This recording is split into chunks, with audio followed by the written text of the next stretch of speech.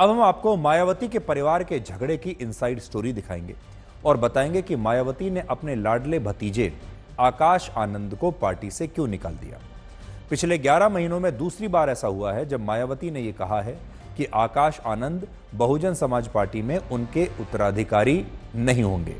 आपको याद होगा, लोकसभा चुनाव से ठीक पहले मई 2024 में जब लोकसभा चुनावों के दौरान मायावती ने आकाश आनंद को उनके सभी पदों से हटा दिया था, तब इसका कारण आकाश आनंद के कुछ विवादास्पद बयान थे जिसमें उन्होंने पार्टी लाइन से अलग हटकर बात की थी।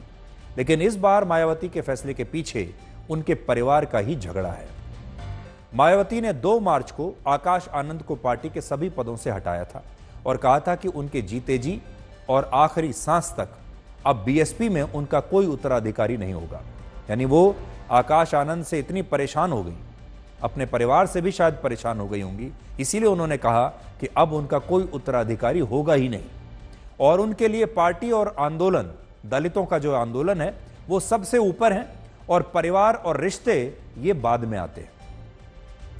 लेकिन इसके बाद आज आकाश आनंद ने सोशल मीडिया पर कुछ ऐसा लिखा जिसके बाद मायावती ने उन्हें अब सीधे पार्टी से ही निकाल दिया। आकाश ने आज सोशल मीडिया पर लिखा था कि बहन जी द्वारा उन्हें पार्टी से निकालना भावनात्मक है और उनकी कठिन परीक्षा है और इसके लिए लड़ाई लंबी रहेगी। मैं आपको पढ़कर सुनाता हूं कि आकाश आनंद ने क्या लिखा। आकाश आनंद, अगर आप देखें अपने डिस्प्ले पिक्चर में, वो बाबा साहब अंबेडकर की फोटो लगाते हैं, अपनी फोटो नहीं लगाते। और उन्होंने लिखा है, आदरणीय बहन कुमारी मायावती जी द्वारा मुझे पार्टी के सभी पदों से मुक्त करने का निर्णय मेरे लिए व्यक्तिगत रूप से भावनात्मक है, लेकिन साथ ही अब एक बड़ी चुनौती भी है।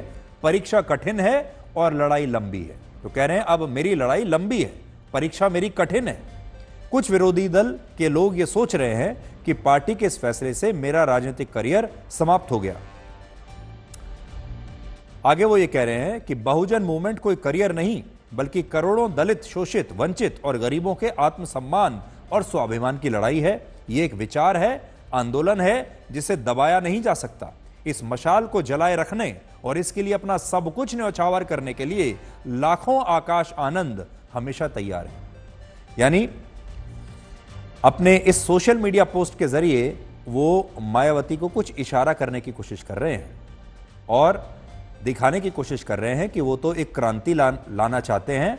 और वो ये भी कह रहे हैं कि ये लड़ाई बड़ी लंबी चलेगी और ये उनकी बड़ी कठिन परीक्षा है और ये बड़ी उनके सामने बहुत बड़ी चुनौती है। यानी इसको अगर आप पढ़ेंगे तो आपको ऐसा लगेगा कि उनके भतीजे आकाश आनंद ने हार नहीं मानी है, सरेंडर नहीं किया है, बल्कि वो लड़ना चाहता है, वो चुनौती देना चाहता है और वो अभी नहीं तो बाद में आगे चलकर दलितों का सबसे बड़ा नेता बनना चाहता है, दलितों का उद्धार करना चाहता है और अपने आप को वहीं पर देखता है जहां आज मायावती बैठी। हमें यह भी पता चला कि मायावती को अपने भतीजे की ये बातें अच्छी नहीं लगी और इसीलिए उन्होंने तुरंत उन्हें अब पार्टी से ही निकाल दिया। कल तक तो सिर्फ पद से हटाया था, आज पार्टी से ही निकाल दिया।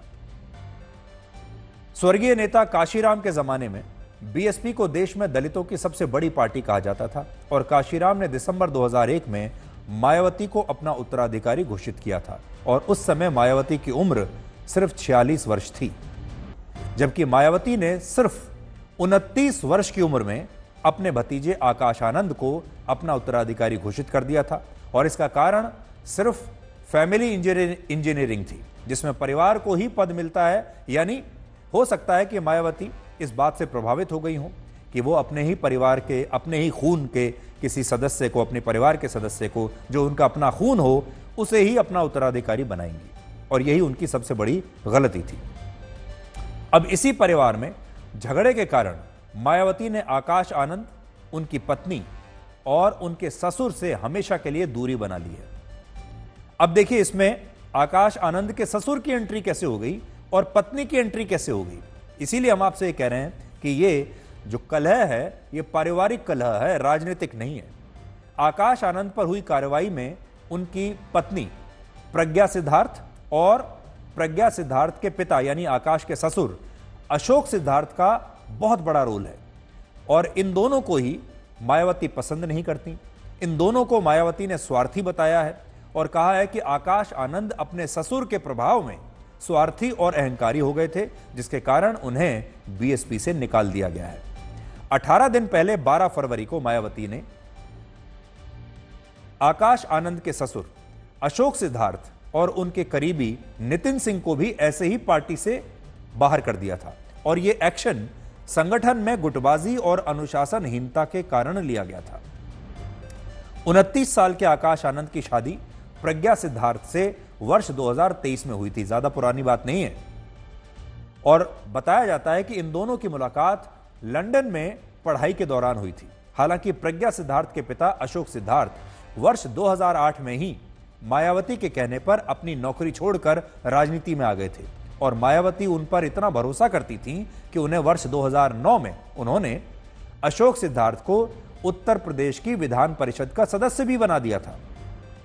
इसके बाद मायावती ने अशोक सिद्धार्थ को वर्ष 2016 में राज्यसभा का सांसद बनाया और जब आकाश आनंद ने यह कहा कि वो अशोक सिद्धार्थ की बेटी प्रज्ञा से शादी करना चाहते हैं तो मायावती बड़ी खुश हुई थी और वो इसके लिए तुरंत तैयार हो गई, क्योंकि उन्हें लगा कि पार्टी में उनके एक जो करीबी नेता हैं, उनके सहयोगी हैं, अगर उनकी बेटी से ही आकाश शादी कर रहा है तो इससे अच्छा क्या हो सकता है।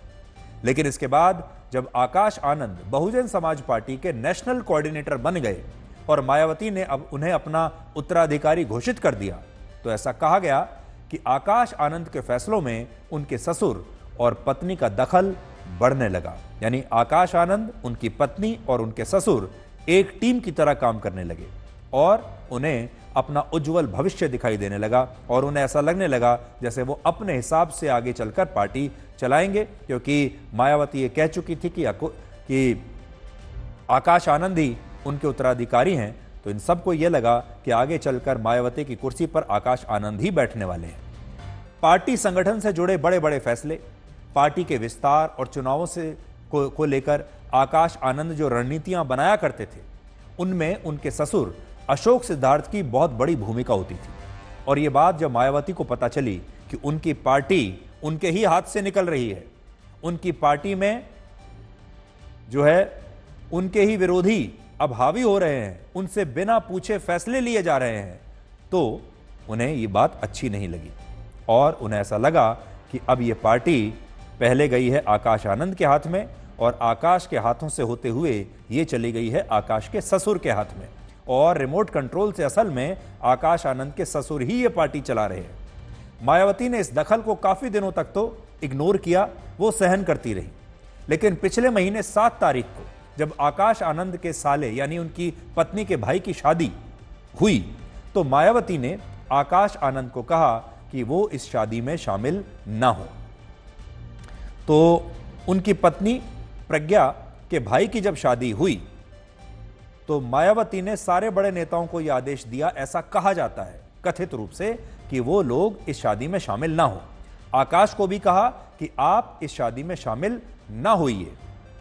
लेकिन आकाश आनंद ने मायावती की बात नहीं मानी और वो अपने साले की शादी में शामिल हुए और बीएसपी के और भी कई बड़े नेता आकाश आनंद की वजह से ही इस शादी में चले गए और यही बात मायावती को चुभ गई।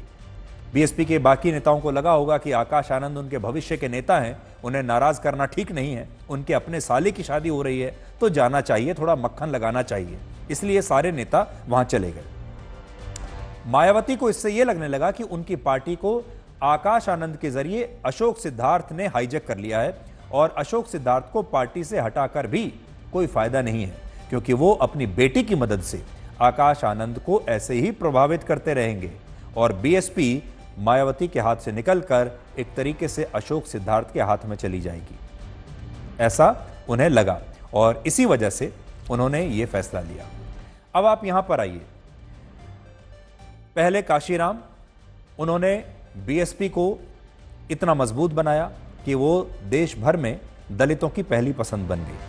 उसके बाद मायावती ने जी तोड़ मेहनत की और बीएसपी को और ज़्यादा मजबूत किया और मायावती ने ग्राउंड पर रहकर काम किया, मायावती ने अनुभव अर्जित किया और भारत के जो दलित हैं वो अपने दिल से मायावती को अपनी नेता मानते हैं, मायावती को अपने परिवार का प्रमुख मानते हैं और आज भी भारत के जो दलित हैं बड़ी संख्या में ऐसे हैं जो मायावती जो कहेंगी वो करने के लिए तैयार हो जाएंगे। लेकिन आपने देखा होगा धीरे धीरे मायावती ने एक बैकसीट लेना शुरू किया। मायावती ने धीरे धीरे, जो चुनाव जब हो रहे थे, लोगों को ऐसा लगा जैसे वो बहुत ज्यादा दिलचस्पी ले नहीं रही हैं, और फिर उन्होंने धीरे से आकाश आनंद को अपना उत्तराधिकारी घोषित कर दिया। और इसके बाद से ही ये कला शुरू हो गई। आकाश आनंद को यह लगने लगा कि 29 साल की उम्र में ही उन्होंने वो सब अर्जित कर लिया है जो मायावती ने इतने वर्षों की मेहनत के बाद किया है, और वो वही मुकाम हासिल कर लेंगे जो मायावती ने किया है, जबकि ये उनकी सबसे बड़ी गलतफहमी है। मायावती आज भी दलितों की बहुत बड़ी नेता है, और आज भी देश के दलित उनकी तरफ देखते हैं कि चुनाव में मायावती किसका समर्थन कर रही हैं, चुनाव में अलग अलग पार्टियों को लेकर मायावती के विचार क्या हैं, ये देश के दलित आज भी देखते हैं। और ये जो पूरी लेगेसी बनाई है मायावती ने, वो मायावती अब समझ गई हैं कि ये लेगेसी जो है वो अब और किसी को देंगी नहीं, और अपना उत्तराधिकारी किसी को बनाएंगी नहीं। इस इनसाइड स्टोरी से समझ में आता है कि मायावती का आकाश आनंद के ऊपर से और अपने परिवार से ही विश्वास खत्म हो गया था, और उन्हें आकाश में वो मैच्योरिटी नजर नहीं आ रही थी, जिसके कारण उन्होंने आकाश पर यह कार्रवाई की है।